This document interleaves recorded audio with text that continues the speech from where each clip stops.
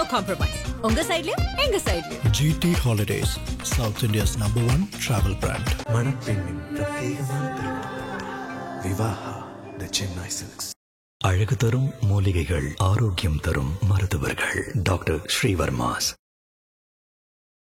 IBC Tamil நேயர்களுக்கு வணக்கம். இன்றைய நேர்காணல் நம்முடைய இணைந்திருப்போர் மூத்த பத்திரிகையாளர் தாமோதரன் பிரகாஷ் சார். வணக்கம். வணக்கம் ஜெயலலினி சார். வணக்கம். செங்கோட்டையன் டெல்லியில் அமித்ஷாவை பார்த்தாரா? கண்டிப்பாக பார்த்தாரு, பேசினார், டிஸ்கஸ் பண்ணார். அவங்க ரெண்டு பேரும் அவங்களுக்கு உரிய கவலைகளை அவங்களே பகிர்ந்துக்கிட்டாங்க. அதுக்கப்புறம் அவர் இன்னும் கொஞ்ச நேரம் டெல்லியில் தான் இருப்பாருன்னு நினைக்கிறேன். அவர் புறப்பட்டு வர மாதிரி சிம்டம்ஸ் வந்துச்சு. அவர் புறப்பட்டு வந்தாரா இல்லையான்னு கன்ஃபார்மாக தெரியல. இப்போ வரைக்கும் தெரியல.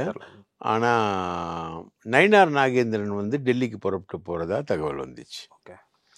இந்த மாதிரி ஏடிஎம்கேல ஃபாஸ்டாக சீன்ஸ் வந்து மாறிக்கிட்டே இருக்கு. ஓகே. நயினார் நாகேந்திரன் டெல்லிக்கு போகிறதுக்கு முன்னாடி நேற்று அமித்ஷா வீட்டில் வந்து என்ன விஷயங்கள்லாம் பேசப்பட்டது?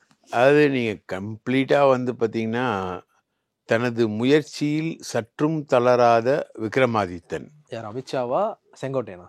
அமித்ஷா கிடையாது, செங்கோட்டையனும் கிடையாது, ஆர்எஸ்எஸ். அவங்க தான் தனது முயற்சியில் சற்றும் தளராத Vikramadithan.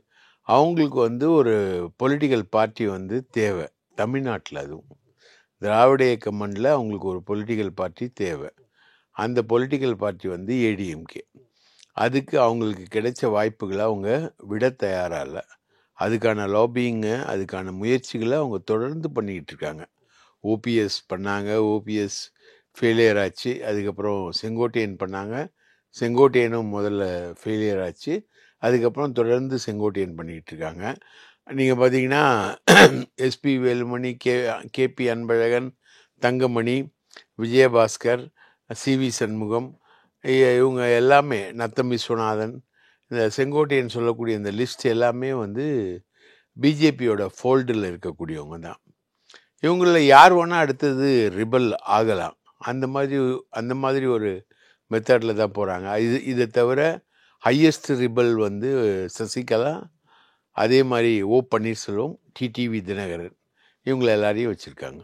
So Sasikala, OPS, TTV Dhinakaran plus வந்து ஏடிஎம்கேல இருக்கக்கூடிய இந்த மந்திரிகள் டீமு ப்ளஸ் வந்து செங்கோட்டையன், இதெல்லாமே வந்து இவங்களுக்கான பிஜேபிக்கான ஆர்எஸ்எஸ்க்கான டீம். அவங்க வந்து அவங்களுக்கு ஒரு திராவிட இயக்க கட்சி தேவை. அந்த கட்சி தமிழ்நாட்டில் வலுவாக இருக்கக்கூடிய கட்சி. அந்த கட்சின்னு பார்த்திங்கன்னா அவங்களுக்கு ஏடிஎம்கேவை கேப்சர் பண்ணி அவங்களுக்கு ஈக்குவலண்ட்டாக ஃபார்மேஷனுக்கு கொண்டு வருவதற்கான மெத்தடு. இந்த மெத்தடை முதல்ல இனிஷியேட் பண்ணது வந்து அண்ணன் அண்ணாமலை தான் இனிஷியேட் பண்ணியிருக்காரு. அவர் தான் இந்த அலையன்ஸை உருவாக்கியிருக்காரு.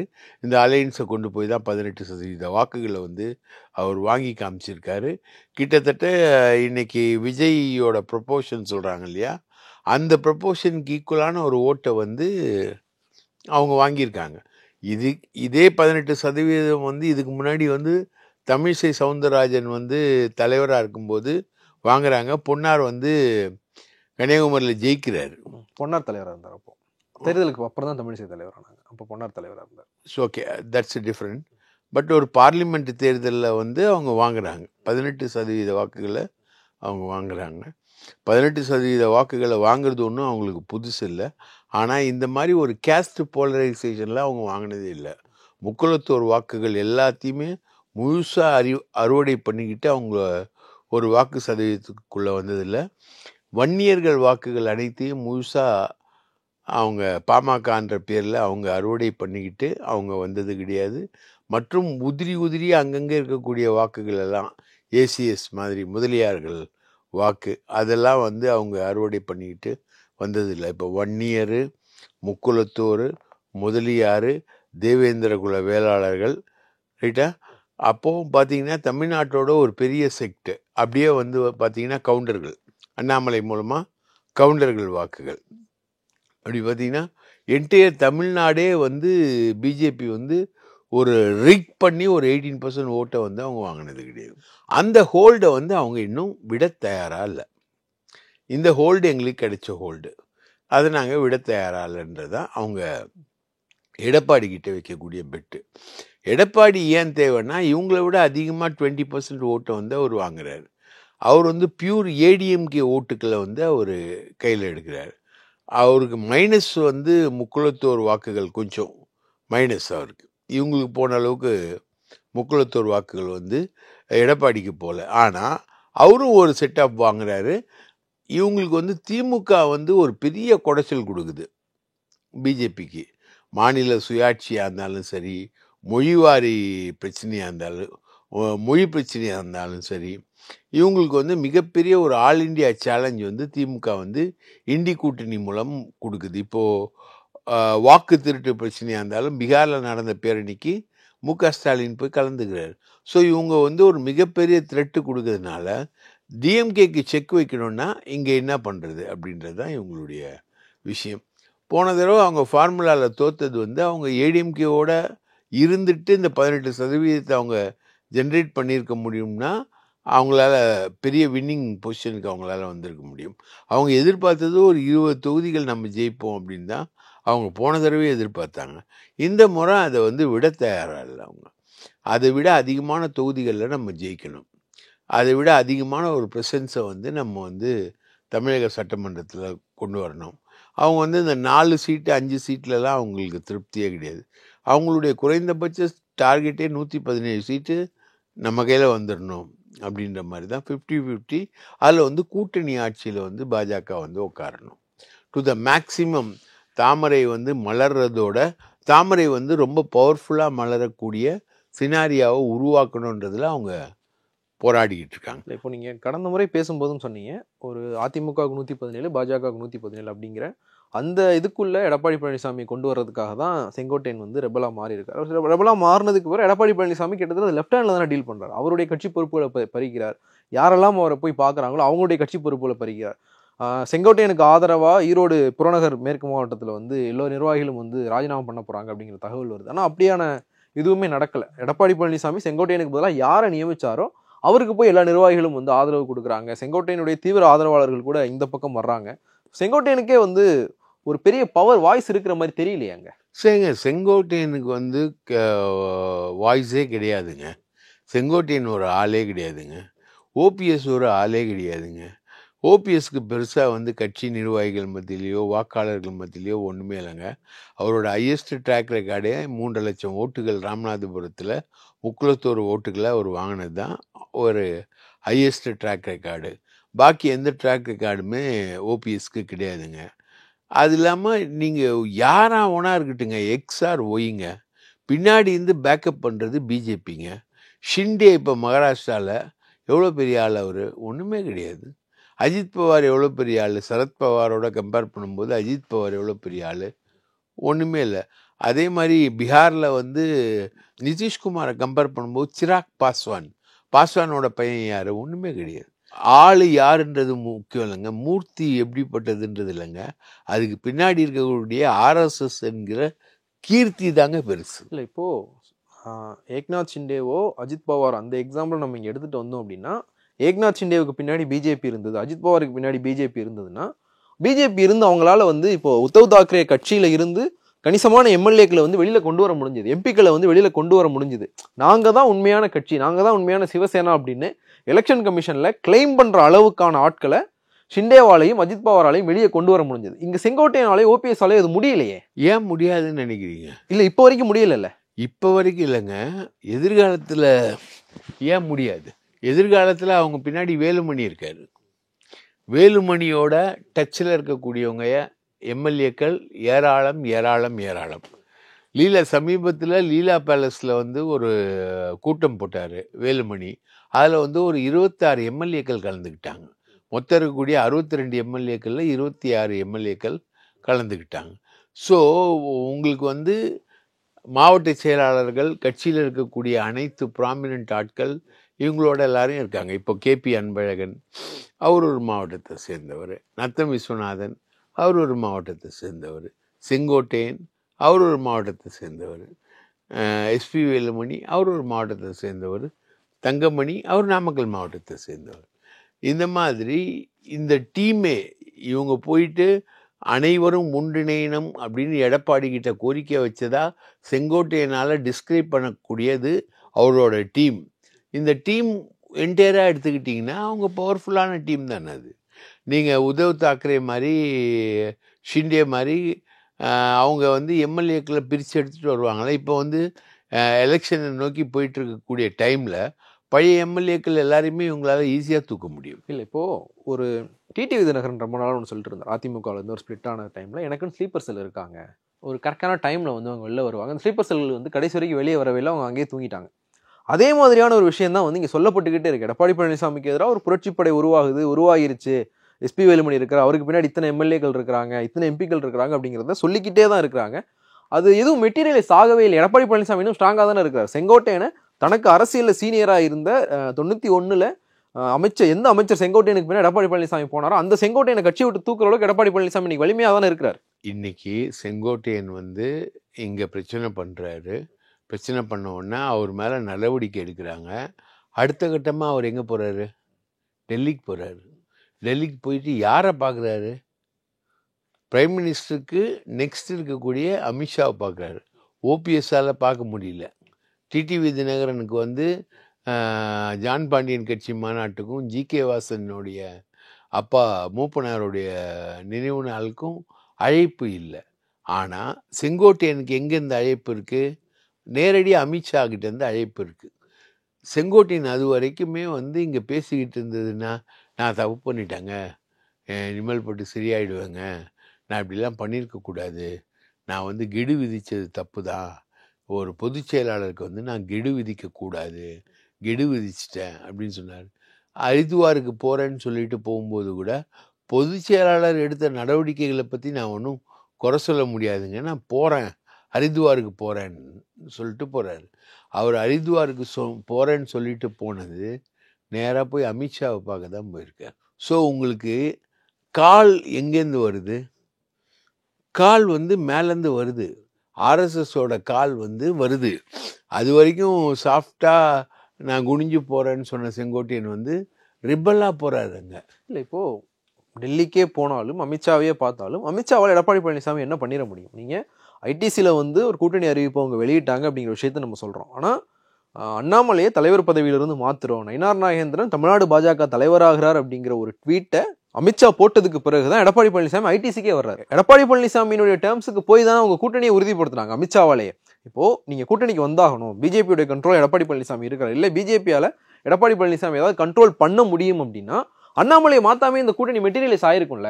அண்ணாமலையை மாற்றிட்டு தான் அவங்க கூட்டணி அமைக்கிறாங்க. தன்னுடைய டேர்ம்ஸ் தான் எடப்பாடி பழனிசாமி நின்றுருக்காரு. இப்போ அமித்ஷாவால் எடப்பாடி பழனிசாமி என்ன பண்ணிட முடியும்? சார், அமித்ஷா வந்து எடப்பாடி பழனிசாமி டேர்ம்ஸ்க்கு வந்து அண்ணாமலையால் வந்தார்னு சொல்ல முடியாது சார். இன்றைக்கும் அண்ணாமலை வந்து பவர்ஃபுல். அண்ணாமலையை பார்த்தா பயப்படுறாங்க எல்லாரும். தமிழ்நாட்டு பிஜேபியில் அண்ணாமலையை பார்த்தா பயப்படுறாங்க. நயினார் நாகேந்திரனை பார்த்து யாரும் பயப்படுறதே கிடையாது. நயினார் நாகேந்திரனை வந்து ஒரு பெரிய மெட்டீரியலாகவே இல்லை. இன்ஃபேக்ட் நயினார் நாகேந்திரன் வந்து ஏடிஎம்கே மெட்டீரியல். பிஜேபியில் இருக்கக்கூடிய ஏடிஎம்கேவுடைய ஸ்லீப்பர் செல் தான் நயினார் நாகேந்திரன். அந்த அளவுக்கு தான் இருக்கார் அவர். ஆனால் அண்ணாமலை வந்து டிஃப்ரெண்ட் ஸ்ட்ரோக்கில் இருக்கார், டிஃப்ரெண்ட் ஏரியாவில் இருக்கார். அண்ணாமலை வந்து இன்னைக்கு கோவையில் வந்து அவர் வாங்கி குவிக்காத சொத்தே கிடையாது. அவ்வளோ விஷயங்களை அவர் பண்ணிக்கிட்டு இருக்கார். ரைட்டுங்களா? கடந்த 4 வருஷ ஆட்சியில் மிக அதிகமாக சம்பாதித்த ஆட்களில் திமுக மந்திரிகளை விட அதிகமாக சம்பாதிச்சது அண்ணாமலை தான். ரைட்டுங்களா? இன்றைக்கி கோவை பகுதியில் இருக்கக்கூடிய ரியல் எஸ்டேட் முழுக்க அண்ணாமலை தான் பண்ணிக்கிட்டு இருக்காரு. இக்கரை போல்வாம்பாட்டின்னு ஒரு ஊரில் மட்டும் 20 ஏக்கர் 30 ஏக்கர், ஒரு ஏக்கர் 4 கோடின்ற அளவில் வாங்கி குவிச்சிக்கிட்டு இருக்காரு. அவர் எதை பற்றியும் கவலைப்படுறதில்லை. ரைட்டுங்களா? அண்ணாமலை கமெண்ட்ஸ். ரைட்டுங்களா? அதில் வந்து நயினார் வந்து சாஃப்டான ஒரு ஆளாக தான் டீல் பண்ணிகிட்ருக்காரு சார். இப்போது அண்ணாமலை இப்போ உட்காந்து பேசுகிறார் சார் டிடிவி தினகரனோட. ரைட்டா? அவர் வந்து தேசிய ஜனநாயக கூட்டணியிலேருந்து நான் வெளியில் வரேன்னு சொல்கிறார். டிடிவி எங்கே வராரோ அங்கே வந்து ஓபிஎஸும் வந்துடுவார். 2 பேருக்கும் இருக்கக்கூடிய அண்டர்ஸ்டாண்டிங் அது. ரைட்டா? அதுக்கப்புறம் சசிகலா அவங்களும் வந்துடுவாங்க. ரைட்டுங்களா? இந்த 3 பேர் போன அந்த 18% வாக்குகள்ன்ற சினாரியோவில் இருக்கக்கூடிய டிடிவியும் வந்துடுவார். உங்களுக்கு ஒன்று ஃபாஸ்ட்டாக ஞாபகப்படுத்துகிறேன். போன தடவை 75 தொகுதி அதிமுக ஜெயிச்சது. 2021 50 தொகுதி வந்து தோத்துது பிகாஸ் ஆஃப் அமமுக. ஸோ புரியுதுங்களா? அந்த டெர்மினாலஜியில் இருக்கக்கூடிய ஒரு ஆளை ஈஸியாக ஹேண்டில் பண்ணக்கூடிய ஒரே ஆள் வந்து அண்ணாமலை தான். அண்ணாமலையை வந்து இன்னைக்கு வரைக்கும் அடக்கி வைக்கிறதுக்கான விஷயங்கள் எதுவுமே நடக்கலை. அண்ணாமலை வந்து எடப்பாடி தான் முதலமைச்சர்னு ஒரு இடத்துல ஒரு பேச்சுக்கு பேசினாரே தவிர அவர் ரியலாக முதலமைச்சர் எடப்பாடி ஆக்கணுன்ற முயற்சிகளில் அவர் இல்லை. அண்ணாமலை தான் எல்லாரையுமே ஆப்ரேட் பண்ணுறாரு. அண்ணாமலை தான் அமித்ஷாவுக்கும் செங்கோட்டையனுக்கும் அப்பாயின்மெண்ட் ஃபிக்ஸ் பண்ணி கொடுத்ததே அண்ணாமலை தான். ரைட்டுங்களா? அப்போது அண்ணாமலை ஆர்எஸ்எஸ் பேக்கில் இருக்கிறது அவரோட குரு பிஎல் சந்தோஷ், அண்ணாமலை எல்லாரும் சேர்ந்து தான் வந்து வேலுமணி எல்லாரும் சேர்ந்து தான் பேக்கப் பண்ணி அனுப்புகிறாங்க செங்கோட்டையனை. அங்கே போயிட்டு அவர் அப்பாயின்மெண்ட் ஃபிக்ஸ் பண்ணி அவர் பார்க்குறாரு. அங்கே அமித்ஷாவோட நிலவரத்தை எல்லாத்தையுமே டிஸ்கஸ் பண்ணுறாரு.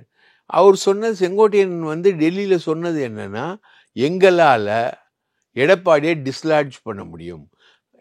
டெல்லி விசிட்டுக்கு அப்புறம் இங்கே இருக்கக்கூடிய சசிகலா வட்டாரங்களில் விசாரிக்கும் போது கிடைக்கக்கூடிய தகவல் என்னென்னா, நாங்கள் வந்து எடப்பாடியை டிஸ்லாட்ஜ் பண்ணுவோம், ஒன்று எடப்பாடி வந்து எங்களுக்கு ஒத்து வரணும் அப்படின்றது தான். இவர் வந்து செங்கோட்டையன் வந்து எடப்பாடிக்கு எதிரான நடவடிக்கைகளை பேசுகிறாரு, கெடு விதிக்கிறாருன்னு அவரை வந்து கட்சி பொறுப்புகள்லேருந்து ரிலீவ் பண்ணிங்க. ஏன் அவரை கட்சியை விட்டு நீக்கலை? இன்னைக்கு வரைக்கும் நீக்க முடியுதா? எடப்பாடிக்கு கெடு விதித்த ஒரு ஆளை எடப்பாடியால் கட்சியை விட்டு நீக்க முடியுதா? முடியவே இல்லை. ஏன்னா அவரோட ஹோல்டு ஃபுல்லாக அங்கே இருக்குது. அவர் வந்து போய் அமித்ஷாவை பார்க்குறாரு. அமித்ஷாவை அவரை பார்த்ததுக்கப்புறம் எடப்பாடியை கட்சி ரீதியாக சேலஞ்ச் பண்ண ஒருத்தரை அமித்ஷா பார்த்ததுக்கப்புறம் அந்த கூட்டணியில் எப்படி எடப்பாடி நீடிக்கிறாரு? ரைட்டா? அதே வேலையை வந்து இங்கே திமுக கூட்டணியில் ஒருத்தர் செய்கிறாருன்னு வச்சுக்கோங்களேன். ரைட்டா? போயிட்டு திமுக கூட்டணியில் இருக்கக்கூடிய ஒருத்தர் வந்து அமித்ஷாவை பார்த்துட்டு வர்றாரு. அவர் திமுக கூட்டணியில் இருப்பாரா? இருக்க முடியாதுல்ல. இப்போ இல்லை, இவங்க கூட்டணியில் தானே இருக்கிறாங்க. திமுக கூட்டணி வந்து ஒருத்தர் அமித்ஷா போய் பார்த்தாருன்னா அவர் எதிர்கூட்டணியில் இருக்கிறவங்களை பார்க்க போறாருன்னு அர்த்தம். அதிமுக பாஜக கூட்டணியில் தானே இருக்கு. அதிமுக பாஜக கூட்டணியில் தான் சார் இருக்கு. ஆனால் சேலஞ்சிங் எங்கேருந்து வருது? என்னுடைய லீடர்ஷிப்பை, எடப்பாடி முதல்வர்ன்ற லீடர்ஷிப்பை சேலஞ்ச் பண்ணிட்டு அவருக்கு 10 நாள் கேடு, அவர் வந்து கட்சியை ஒருங்கிணைக்கலைன்னா நான் வந்து அடுத்த கட்ட நடவடிக்கை எடுப்பேன்னு ஒரு சேலஞ்ச் பண்ணக்கூடிய ஒரு ஆள். எடப்பாடிக்கு சேலஞ்சுன்னு எடப்பாடியே அவரை கட்சி பொறுப்புகள்லேருந்து நீக்கக்கூடிய ஆள். எடப்பாடியால் நடவடிக்கை எடுக்கப்பட்ட நபரை வந்து கூட்டணியில் இருக்கக்கூடிய ஒரு கட்சி தலைவர் பார்க்க முடியுமா? பார்த்தா என்ன அர்த்தம்?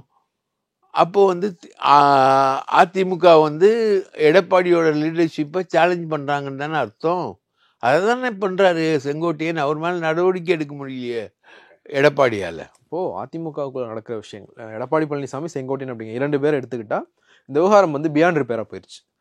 செங்கோட்டையன் மாதிரியான ஒரு சீனியருடைய கட்சி பதவியை பறிச்சது, எங்கிட்ட விளக்கம் கேட்காம பதவியை பறிச்சுட்டாங்கன்னு சொல்லி செங்கோட்டையன் சொன்னதோடைய ஆதரவாளருடைய பதவியை பறிச்சது, இந்த விஷயம் வந்து பியாண்ட் ரிப்பேராக போயிடுச்சு. இப்போது அமித்ஷா இதுக்குள்ளே வர்றாரு, செங்கோட்டையனை அவர் பார்க்குறாரு. செங்கோட்டையனுக்கு ஏதோ ஒரு விஷயம் அவர் சொல்லியிருக்கிறார், உத்தரவாதமோ உறுதிமொழியோ ஏதோ ஒன்று, அல்ல ஆறுதலோ ஏதோ ஒன்று வந்து அவர் சொல்லியிருக்காரு. அப்படின்னா இப்போ நீங்களே சொல்கிறீங்க இது எடப்பாடி பழனிசாமியினுடைய தலைமையை வந்து கேள்வி கேட்குற மாதிரியான ஒரு விஷயம். எடப்பாடி பழனிசாமி என்ன ரியாக்ட் பண்ணுவார்? எடப்பாடி வெயிட் அண்ட் வாட்ச் பண்ணுவார், ரியாக்ட் பண்ணுவார். அவர் இவங்களோட மூமெண்ட் எப்படி போகுன்றதை எடப்பாடி ஒரு விஷயத்தில் கேட்டகாரிகளாக இருப்பார். சசிகலா, ஓபிஎஸ், டிடிவி தினகரன், இந்த 3 பேரையும் எந்த விதத்துலையும் கட்சிக்குள்ளே சேர்க்கறது இல்லை அப்படின்றதுல ஒரு கேட்டகாரிகளாக இருப்பார். சரி, இவங்களெல்லாம் சேர்த்தாதான் ஆச்சு அப்படின்ற செங்கோட்டையனுடைய பொசிஷனை அவர் இப்போ நீங்கள் வந்து போயிட்டு அமித்ஷாவை பார்த்துட்டு வந்து உங்களுடைய வெயிட்டேஜை காமிச்சிட்டிங்க. உங்களுக்கும் அமித்ஷாவுக்கும் என்ன சம்பந்தம்? அமித்ஷா உங்களை எந்த அளவுக்கு காப்பாற்றுவார்? ரைட்டா? இப்போ இவர் போயிட்டு அதிமுகலேருந்து விலகிட்டு செங்கோட்டையன் போயிட்டு பாஜகவில் சேர முடியாது. ரைட்டா? அந்த மாதிரி ஒரு கண்டிஷன்ஸ் தான். ஸோ உங்களோட வெயிட்டேஜ் என்னன்றதை அவர் பார்ப்பார். பார்த்துட்டு அடுத்த கட்டமாக இவரை கட்சியை விட்டு எடுக்கிறதுக்கான நடவடிக்கைகளில் எடப்பாடி வந்து ஈடுபடுவார். செங்கோட்டையனை கட்சியை விட்டு இது எப்படின்னா, ஒரு ரேஸில் ஓடும்பொழுது பாஜகன்ற வெயிட்டை தாங்கி ஓடும்பொழுது அவரோட காலை அடித்து உடைக்கிற வேலையை தான் இப்போ அமித்ஷா பண்ணிக்கிட்டு இருக்காரு. So it is an insult to ADMK. அது என்னன்னா ஏடிஎம்கே மாதிரி ஒரு கட்சி வந்து இனி இல்லை, எங்களோட கண்ட்ரோலில் தான் கட்சி, ரைட்டா அப்படின்னு நேரடியாக அதிமுக தலைமையை அடிக்கிற வேலையை தான் இப்போ பிஜேபி செஞ்சிருக்கு. இப்போது இந்த விஷயங்களில் வந்து நீங்களே சொல்லியிருக்கிறீங்க அதிமுக பாஜக கூட்டணி உடையிறது கூட வாய்ப்பு இருக்குது. இப்போ தொடர்ச்சியாக ஒரு ஏடிஎம் பாஜக அப்படிங்கிற ஒரு வெயிட்டை தூக்கிட்டு ஓடிக்கிட்டு இருக்கும்போது இந்த காலை அடித்து உடைக்கிற வேலையை பார்க்குறாங்க அப்படின்னா எடப்பாடி பழனிசாமி மாற்றி யோசிக்கிறதுக்கான வாய்ப்பு இருக்கா? கண்டிப்பாக இருக்குது. மாற்றி யோசிப்பதற்கான வாய்ப்பு என்பது கண்டிப்பாக அவருக்கு இருக்குது. அதெல்லாம் அதுக்கு இன்னும் டைம் இருக்குது. இன்னும் எவ்வளோ தொலைவுக்கு இவங்க போவாங்க, விஷயங்கள் எப்படி இதில் வந்து முக்கியமான ஆக்ட் வந்து எஸ்பி வேலுமணிக்கிட்ட தான் இருக்குது. அவர் அடுத்தது என்ன பண்ண போகிறார்? அவங்க அந்த ரிபல் கோஷ்டி இருக்கு இல்லையா, எடப்பாடிக்கு எதிராக இருக்கக்கூடிய ரிபல் கோஷ்டி, அவங்க என்ன பிளான் பண்ண போகிறாங்க, அவங்க என்ன ஆக்ட் பண்ண போகிறாங்க? இப்போ செங்கோட்டையனுக்கு காடை இறக்கி விட்டாங்க, செங்கோட்டையன் காடை இவங்க அடித்து உரைச்சாங்க. அவருக்கு காப்பாற்றுறேன்னு ஆபத் பாந்தவனா கிருஷ்ண பரமாத்மாவா இவர் அமித்ஷா வந்து உதவி இருக்கார், அவருக்கு ஒரு வெயிட்டேஜை வந்து கொடுத்துருக்காங்க. இப்போ அடுத்தது காடு யாருது வரும்போது அவங்க சைடில் அவங்க கேம்ப்லேருந்து கிடைக்கக்கூடிய இன்ஃபர்மேஷன் என்னென்னா, எங்களுக்கு எல்லாமே கிளியர் கட்டாக சொல்லிட்டாங்க, முடிஞ்சுது, எடப்பாடியை பொதுச் செயலாளர் பதவியிலேருந்து நீக்கிட்டு நாங்கள் வந்து ஒரு பொதுச் செயலாளரை தேர்ந்தெடுத்துட்டு நாங்கள் வந்து எலெக்ஷனை சந்திக்க போவோம் அப்படின்றது சசிகலா கேம்ப்லேருந்து வரக்கூடிய செய்தி. அதாவது அவங்களுக்கு டெல்லியிலேருந்து சொல்லப்பட்டதா இவங்க சொல்கிற செய்தி. இதுதான் வந்து செங்கோட்டையன் கிட்ட சொல்லியிருக்காங்க.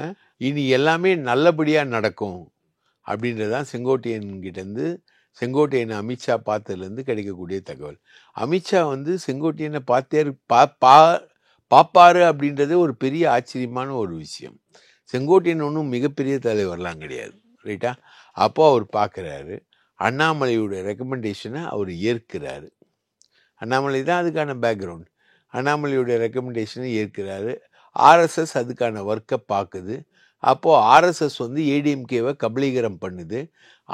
அதிமுகவுடைய உண்மையான தலைமை எடப்பாடி பழனிசாமி இல்லை, நாங்கள் தான் அப்படின்னு ஆர்எஸ்எஸ் சொல்லுது. அது அவங்க ஆர்எஸ்எஸ் தலைமையின் கீழே வரக்கூடிய ஒரு டம்மியை ரெடி பண்ணுது. இதுதான் ஷிண்டே வேலை, இதுதான் அஜித் பவார் வேலை, இதுதான் சிராக் பாஸ்வான் வேலை. அந்த வேலையை வந்து சக்ஸஸ்ஃபுல்லாக பாஜக லான்ச் பண்ணிடுச்சு, முடிஞ்சு வேலை. இதுக்கு மேலே நீங்கள் ரிப்பல்ஷன் வந்து கொடுக்கறதுக்கு அதிமுகவுக்கு தெம்பு இருக்குமான்றது எனக்கு தெரியல, சந்தேகம்தான். இல்லை, இப்போது அமித்ஷா சொன்ன அந்த அதிமுகவில் இருக்கிற இன்னொரு அதிமுகவில் இருந்து ஒரு முதலமைச்சர் ஆவார் அப்படிங்கிறதுக்கு இதுதான் அர்த்தமா? இதுதான் அர்த்தம். அமித்ஷா வந்து இன்னைக்கு வரைக்கும் எடப்பாடியை முதலமைச்சர்னு சொல்லவே இல்லை. அதிமுகலேருந்து ஒரு முதலமைச்சர் ஆவார்னு சொன்னதுக்கான அர்த்தமே இதுதான். அதிமுக உடையும், அதிமுக எங்கள் கண்ட்ரோலுக்கு வரும், 175 சீட் எங்கள் கையில் வரும், 175 சீட்டில் நாங்கள் வந்து கேண்டிடேட் போடுவோம், 175 சீட்டில் அதிமுக கேண்டிடேட் போடும். இப்போ எடப்பாடி தவிர வேறு யார் வந்து அதிமுக தலைவராக இருந்தாலும் பிஜேபி வந்து அதை 175 சீட்டில் போடுறதும் 2.5 வருஷம் முதல் வந்து அவங்க முதலமைச்சராக இருக்கிறதா ஒரு அக்ரிமெண்ட் போடுறதும் ரொம்ப சாதாரண விஷயம் அவங்களுக்குள்ள, ரைட்டுங்களா? இப்போ வந்து இதில் வந்து பிஜேபி பண்ணுற தப்புனா, மகாராஷ்டிராவில் வந்து பிஜேபி வளர்ந்துருச்சு, ஸ்தாபன ரீதியாக வளர்ந்துருச்சு, நின்றுடுச்சு, ஓரளவுக்கு அது மெச்சூர்ட் ஆகிடுச்சு. அப்போ வந்து ஷிண்டேக்கில் உருவாக்குறது மகாராஷ்டிராவில் அவங்களுக்கு பாசிபிலிட்டியாக இருந்தது, கரெக்டாக வந்தது. இங்கே வந்து பிஜேபி வளரவே இல்லை. வளராமல் ஒரு பிக் கேஸ் பலூன் தான் அண்ணாமலையால் உருவாக்கப்பட்டிருக்கு. ஒரே ஒரு ஊசி வச்சு குத்துனா போதும், அந்த கேஸ் பலூன் போயிடும். பிஜேபி வளராமல் வளர்ந்து நிற்கிற அதிமுகவை பகைச்சிக்கிற வேலையை இவங்க செய்யும்பொழுது அதிமுக ரிட்டாலியேட்டரி எஃபெக்ட் எடுக்கும்.